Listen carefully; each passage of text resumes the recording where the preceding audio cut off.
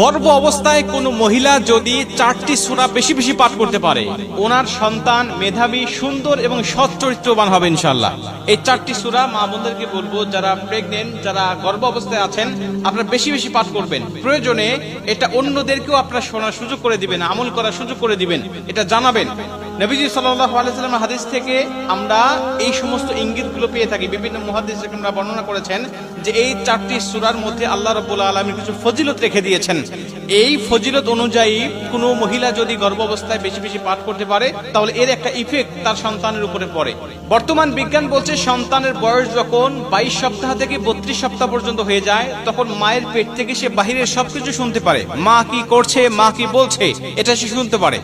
এমনকি বিজ্ঞান বলছে যে সন্তান মায়ের পেটে থাকা অবস্থায় যেটা শুনেছে, বাহিরে আসার পরে ওই আওয়াজটা সে তালাশ করতে থাকে, ওইটা শুনলে সে শান্ত হয়।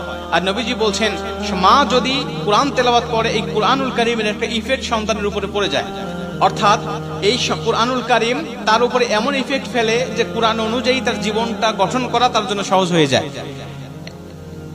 এই জন্য মুহাদ্দিসরা বলছেন যে এই 4টি সূরা যদি কোনো মা, কোনো মহিলা পাঠ করতে পারে নিয়মিত, তাহলে এর ইফেক্টটা সন্তানের জীবনের উপরে পড়ার কারণে ওই সন্তান মেধাবী হয়, বুদ্ধিমান হয় এবং সৎ চরিত্রবান হয়।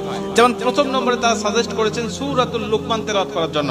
সূরাতুল লুকমান তেলাওয়াত করলে তারা বলেন যে সন্তান তীক্ষ্ণ মেধার অধিকারী হবে এবং হিকমতওয়ালা হবে, তার অনেক হিকমত থাকবে, জ্ঞান আল্লাহ পাক তাকে দিয়ে দিবেন। কারণ আমরা জানি এই সূরাতুল লুকমানের মধ্যে লুকমান তার আলোচনা করা হয়েছে, যিনি ছিলেন অনেক হিকমতওয়ালা, অনেক তীক্ষ্ণ বুদ্ধি সম্পন্ন। আল্লাহ তাকে হিকমত দান করেছিলেন, জ্ঞান দান করেছিলেন। অতএব এই সূরাটা বেশি বেশি পাঠ করবেন। এরপরে সূরাতুল ইউসুফ, অনেক মুহাদ্দিস বলেছেন সূরা ইউসুফ যদি কোনো মা নিয়মিত তেলাওয়াত করতে পারে গর্ভ অবস্থায়, তাহলে তার সন্তান অনেক সুন্দর হবে। যদি সে মেয়ে হয় তাহলে জুলেখার মতো সুন্দরী হবে। অনেকেই বলেছেন যদি সন্তান হয় তাহলে ইউসুফ আলাইহিস সালাতু ওয়াস সালামের সৌন্দর্যের একটা রেশ আল্লাহ পাক তাকে দিয়ে দিবেন। এই জন্য সূরা ইউসুফ গর্ভ অবস্থায় আপনারা বেশি বেশি তেলাওয়াত করবেন ইনশাআল্লাহ। 3 নম্বরে সূরাতুল মুহাম্মদ, যে ব্যক্তি সূরাতুল মুহাম্মদ বেশি বেশি তেলাওয়াত করে, ওই সূরাতুল মুহাম্মদ তেলাওয়াত করার কারণে আমাদের প্রিয় নবী মুহাম্মদ রাসূলুল্লাহ সাল্লাল্লাহু আলাইহি ওয়াসাল্লামের একটা ইফেক্ট তার উপরে পড়বে। এজন্য গর্ভবতী মাদেরকে বলবো আপনারা সূরাতুল মুহাম্মদ বেশি বেশি তেলাওয়াত করবেন।